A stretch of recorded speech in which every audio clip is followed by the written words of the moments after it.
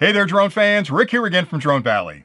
Well, the rumors are true. Today, Autel Robotics announced their brand new Evo 2 drone, and when I explain some of the groundbreaking innovations that Autel was able to build into this incredible flying machine, you'll see why I'm so excited, and I think you'll agree it's a game changer for anybody flying a quad today. Now, before I get into that, let me explain this clip. I was lucky enough to be invited into the NDA group to test this product a couple of weeks ago, just before the holidays, and this box showed up on my front porch, and I tore it open, and inside was this box and a nice letter from the folks at Autel saying, Rick, you can test this all you want, but you can't tell anybody about it. So for the last couple of weeks, I've been in like Area 51 lockdown out in the field, testing this thing in secret locations, making sure that it flies the way they say it does, capturing some video footage, taking pictures, comparing it to other drones that I fly, because the nerd in me loves any kind of new technology like this. And what Autel has done with this product is, unlike a lot of companies that'll put out a new drone and they'll change one thing. It'll have a little better camera, maybe it'll fly a little longer, fly a little further. These guys changed a whole lot of stuff. So it isn't just a natural progression from the Evo 1 to the Evo 2. They took a lot of risks with this, and some of the features that are built in here, you're not going to find in other drones today. So I'm really a fan of technology in general, but this product to me is a game changer. And I know I said it already, but this thing is different enough where it deserves a lot of attention. And I'm going to spend some time doing that over the next couple of weeks. So today what you're going to get is the box being opened. Now, I haven't opened this product yet. It's been here for about 2 hours. I just ripped open the box on the porch 2 hours ago, and the nerd in me cannot wait to get inside this thing, because my excitement is, what does this thing look like? Now, I haven't opened it, so it could be a box of rocks for all I know, but I'm pretty sure there's a drone in there, but I'll open it up and I'll show you what comes in the box. Then I'm gonna do a quick rundown on some of the features that this product provides, and then I'll spend a lot more time in future clips talking about what those features mean and why they're important, and maybe why that's a consideration if you're looking for a drone.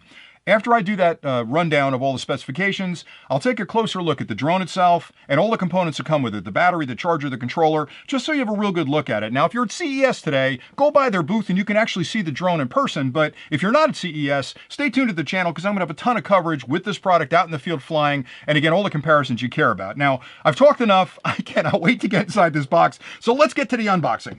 All right, so the box itself is bigger than the Evo 1. Now, I've flown the Evo 1 since the day it was released. I ordered it the day it was released at the show, and it came a couple of months later, and I was really happy to get it, and I've been flying it like crazy.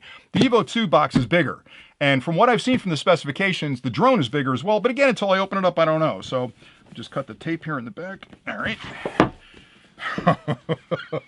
Now, I can tell you right off the bat, on the front of the box, you'll notice an 8K sticker down there. You know what that means, right? The resolution on this thing is 8K. Now, everybody else is at 4K. So right off the bat, an 8K drone gives me this incredible flying cinematography machine. If it didn't do anything else, that's enough for most of you out there to get really excited about it. All right, so here's the box. Oh man, I get so excited. So it looks like the drone's over here, the controller's here, and it looks like some kind of power charger down there. So here we go. All right. Wow, it's big. It's bigger. It's much bigger than the Evo 1. It's got a matte finish to it as well. I know a lot of people complained about the glossy finish. I kind of liked it.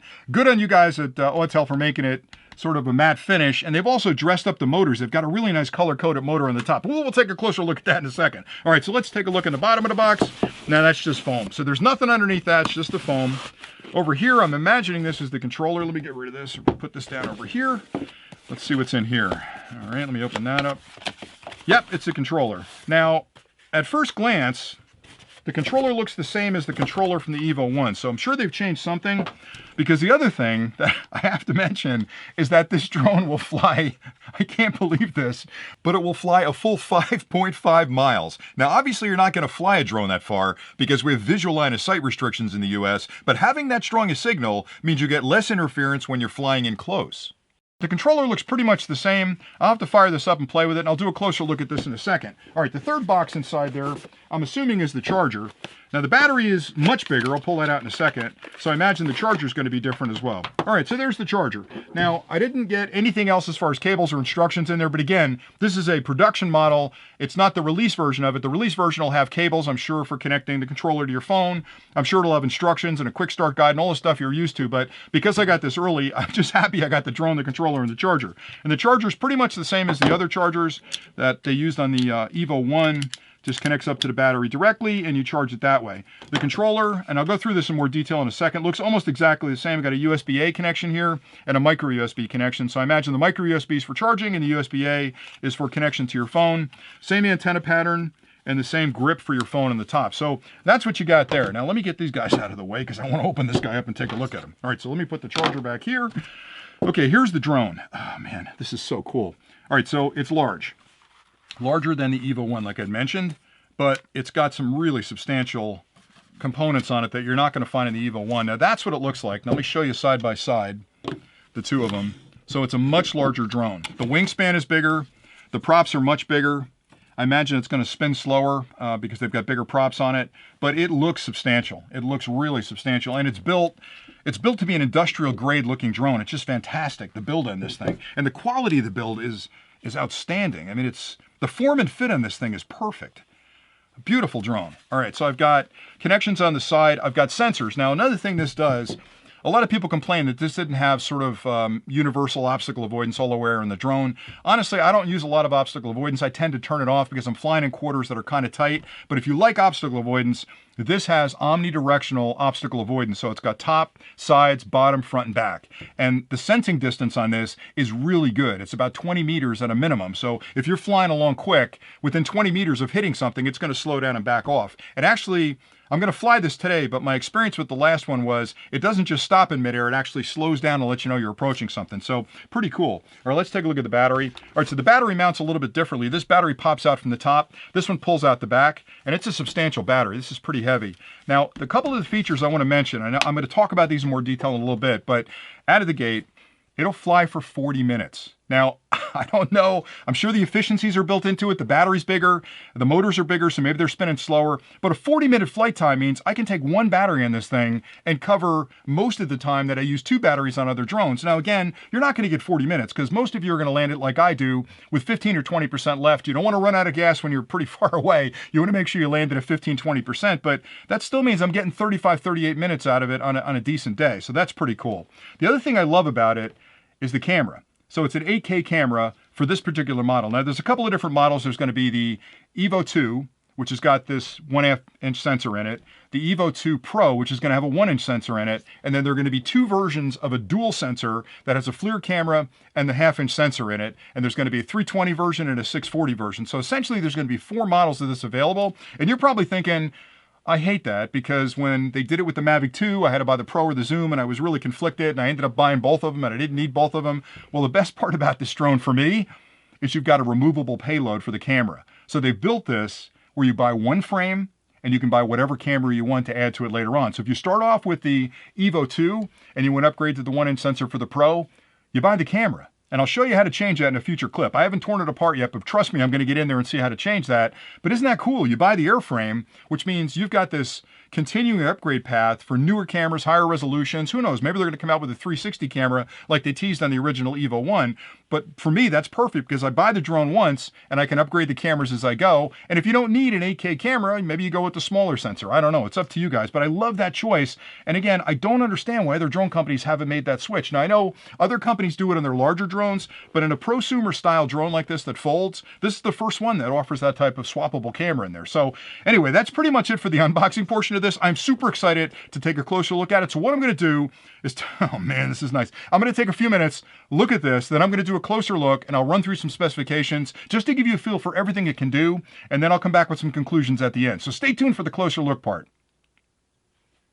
I'll start off by explaining some of the groundbreaking innovations that Autel was able to build into the Evo 2 that really separates it from all the other drones on the market. As I'd mentioned, it has an amazing 40 minutes of flight time on a fully charged battery. Now that's close to 25% longer than all the other quads on the market, which means you're going to spend less time swapping batteries and more time flying. So that's a really good thing.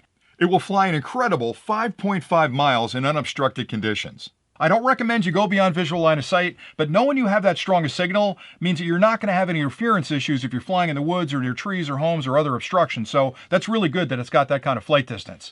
I love the fact that it's got a swappable payload. To me, that's the biggest game changer this product provides, because knowing I can buy the frame once and swap out the camera to other generations of cameras or better cameras or 360 degrees or a thermal like the dual camera they're offering means that this becomes an incredibly versatile machine that I can use in a lot of different situations. So I love that.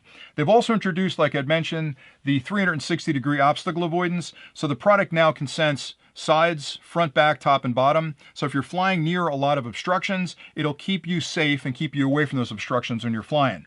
The last thing I wanted to mention, and this is really important because a lot of us fly in really windy conditions, this can fly in a level 8 wind, which means you can fly into winds up to 46 miles an hour, and this thing is rock solid stable. Now, I will take it out on a really windy day, put it up, and we'll keep an eye on what that footage looks like to see if it does a great job of stabilization. But I love the fact that I can fly it in that strong a wind, even though I'm never going to take it out and fly it in hurricane conditions like that. It's good to know that if I have it up pretty high and a gust comes along, I'm not going to have issues with it. Now stay tuned and I'll go through the camera specifications, talk about the controller, the battery, and a few other things.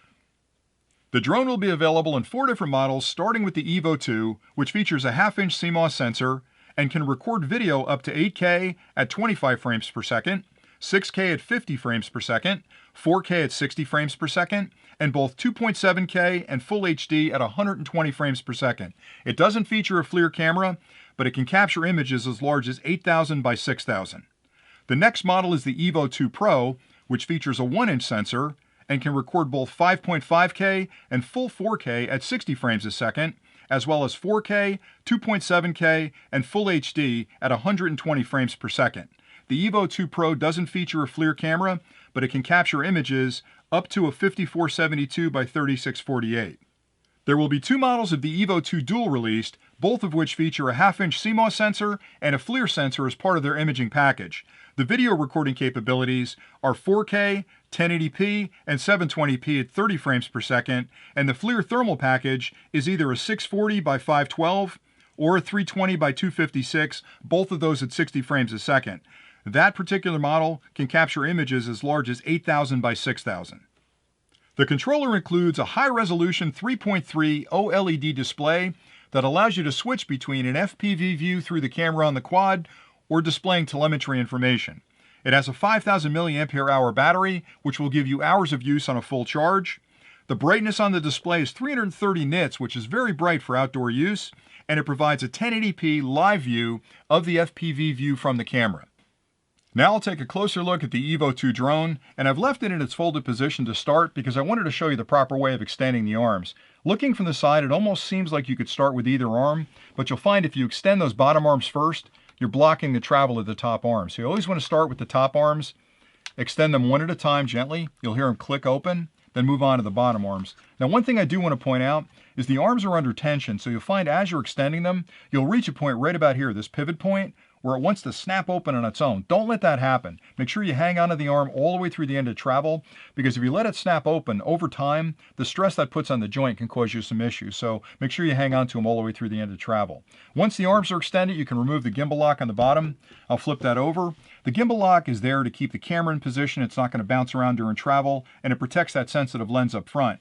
It touches the body in 3 places. Right there's a set of fingers, and there are 2 tabs up front. To remove this, hold the drone, squeeze in on those 2 tabs, then slide it forward and off the drone. You can reverse that procedure to put it back on, and you definitely want to do that before you pack your drone away for the day. So let's take a look at the bottom and see what kind of sensors we have down there. I have 2 ultrasonic sensors right here that help to fix the position of the drone in vertical space. I also have 2 optical stereoscopic sensors here that I imagine help with like VIO, and they probably help with precision landing. And then there seems to be a couple of LEDs right here that I'm betting are Cree to help light up the landing area. So a lot of electronics going on down there. I did mention that you can swap out the camera. Now I haven't done that yet. I actually haven't gone at this with tools, but it sure seems to me that there are 2 torque screws there that if I pop those out, I bet I can take this cover off. And I'm willing to bet there's probably 2 more screws holding this whole assembly in with a connector that connects the camera to the electronics inside. So I'll do a separate clip probably tomorrow or the next day showing you how to pull that camera out. Now in the back of the drone, again, 2 stereoscopic sensors. There's your battery. To remove the battery, you'll push on these 2 tabs and just slide it out. If you want to check the current battery level, just tap that once. And right now I've got 1 bar flashing, so I definitely got to charge this. If I hold it, it'll actually spin up the drone. On the side, I've got 2 stereoscopic sensors here for crash avoidance. Same thing on this side. And on the front, 2 more right there as well. So those are your sensors that actually keep you protected from running into things, and there are 2 more on the top. A nice vent here to let air in to cool things off. And I'm betting behind the camera. Yep, there's openings behind the camera as well to let venting in there. And there's a vent on the bottom as well. So you got plenty of venting. Now the last thing I want to talk about is the propellers because they are different. So there's two sets of propellers. One's clockwise, one's counterclockwise. It's really important you put the right propeller back on the motor if you have to replace one. These two are the same. These two are the same. And the way you remove them is hold the motor, push down on the propeller, and just spin the motor, and it pops right off. Now you'll notice pretty quickly that this propeller has got a white line on it, and there's a white line on the motor. That way you know you've got the right propeller going back on. To put it on, just push down, spin the motor in the other direction, and it locks in. Same thing on this side. So push down, spin the motor. See there's no line on this one. Put it back on, spin the motor the other direction, and you're good to go. When you're done for the day, put your gimbal lock back on, fold in your bottom arms first, your top arms last, and you're ready to go. You can pack it away for the next time you want to fly. The remote controller looks very similar to the original Evo controller. Two joysticks that fall very comfortably under your thumbs and really nice grips on the bottom to hold on to. The left-hand joystick controls vertical elevation as well as rotation. Push it up, the quad will ascend. Pull it down, the quad will descend. To the right spins it to the right. To the left spins it to the left, and it maintains the same vertical position. The right-hand joystick controls horizontal movement in the air. So forward and the quad flies forward, flies back, slides to the right, slides to the left. Along the bottom there are 4 buttons. This is the launch and land button, so if the quad is on the ground, if you tap that, it'll actually elevate and hover in place until you give it a command through the joysticks. Power button here, that'll turn on the controller. Hold that for a couple of seconds, it'll boot up. Pause button actually freezes the quad in the air, so if you're flying it and you want to stop it, hit the pause button, the quad will stay right where it was until you issue another command. That's the return to home button, so if you want the quad to come back, if you hit that button and hold it for a second or two, it'll actually elevate to whatever height you've set in the controller and then find its way back home. On the bottom of the unit, there's a plug here that hides a micro USB connection and a full-size USB-A connection next to it. The micro USB on the left is for charging the controller, and the full-size USB-A on the right is for connection to a short cable to your phone to actually link up the application that's running on your phone with the controller. On the top of the controller, you have a thumb wheel over here that controls tilt to the camera. So if you move this thumb wheel, the camera will look up and down based on how much you move that. This is a button to record video. This one is a shutter button for your picture. So if you tap that, it'll actually take a picture. And this is a zoom button. The new quad has up to an 8x digital zoom that you can control with this. On the far right, there's a display button. Now that's interesting because if you don't have a phone connected and there's no cable connected below, this display has got 2 functions. It can show telemetry, or if you hold that button for a second, it'll actually switch to a first-person view from the camera. So you can fly this quad without having a phone connected. If you do put a phone in the holder and connect it up to the USB-A below, then the phone will show you the first-person view, and the display down the bottom will show you telemetry. On the bottom, not much to see except for the A and B buttons. These are both customized buttons that you can change the function of based on the controller settings. And that's pretty much it. They've done a great job in making this small and compact. It folds up really small, easily slides into your bag, and doesn't take up much space. So really nicely designed controller. The Evo 2 uses a heavy-duty intelligent battery that provides 11.55 volts at 7,100 milliampere hours for a total energy density of 82 watt-hours. The intelligence built into the battery is constantly communicating with the quad to let it know what the levels are and how far it can fly with the remaining power. I hope this overview has been helpful in showing you why the new Evo 2 from Autel Robotics is such an exciting drone. Because anytime an engineering team is thinking about their next generation product, there's some easy things they can do. They can look at their last generation, make a few changes, minor changes, and release the new product. And honestly, that's not enough anymore. So when they sit down around that engineering table with an empty whiteboard and people start suggesting things like, hey, let's make it fly a little longer. How about if we made it fly a little further? Let's build in a better imaging package. All those things are easy. And what Autel did with this product was, I imagine there's a brave soul in the back of the room that raised their hand and said, why don't we do all of them? And that's exactly what they did. So this quad is a brave statement from Autel against all the competition out there to say, you know what? It doesn't just fly longer than your quad. It flies further than your quad. We've got better cameras on it. Oh, by the way, I can swap the camera out. Can you guys do that? No, you can't. So all these kind of fundamental changes that are kind of earth-shattering in a lot of ways, they're very innovative, are built into this quad. Any one of those would have been bragging rights, but to have 4 or 5 changes, digital display in the controller, all these things together make this an incredibly exciting drone. And I have to say, it was a really brave move on the part of Autel to make all these changes in one fell swoop, because they could have sort of had this happen over a couple of generations of products. But honestly, history favors the bold. So what these guys are saying with this drone is, we're here to compete. We think we've got a really unique product, and we're looking to see what the other guys come up with. But for now, for my money, this is hands down the best drone on the market. Now again, what's difficult for me is that because I got this early, you guys have more information than I do. I don't know what the pricing is going to be. I do know what the packages are going to look like. I know the release dates are close. So the original Evo 2 will be out in the middle of January. Coming in mid-February, you'll get the Evo 2 Pro, and you'll get the 640 with the FLIR camera. The 320 will follow in March. So all of the models will be out in the market very quickly. But again, what I love so much about this product is I'm buying a flying platform that's extensible, meaning I can take whatever camera I get day one, swap it out with new cameras as they come out, and I've got all the flight characteristics I care about: the telemetry, the intelligence, the streaming media, the fact that I can fly it long, I can fly it far, I can fly it in really stiff winds. All those things matter to me, and I can change the camera. Isn't that a cool thing? So good on you guys at Autel, and I just love this thing. Now I'm going to be spending a lot of time out in the field with it over the next couple of weeks. Put this thing up. I'm going to do a lot of testing against other drones out there. So stay tuned to the channel. I'll have all that stuff posting soon. I've got a link below if you want to go check it out. I'm sure there's a ton of information streaming today because CES is going on, and I know they made the announcement. So, if you have any questions about anything I've covered, drop them in the comments below. I love looking at technology like this, and I cannot wait to get this thing outside and up in the air and just have a whole lot of fun with it. And I hope you guys are getting a lot of flight time. So thanks an awful lot for watching, and until next time, happy flying.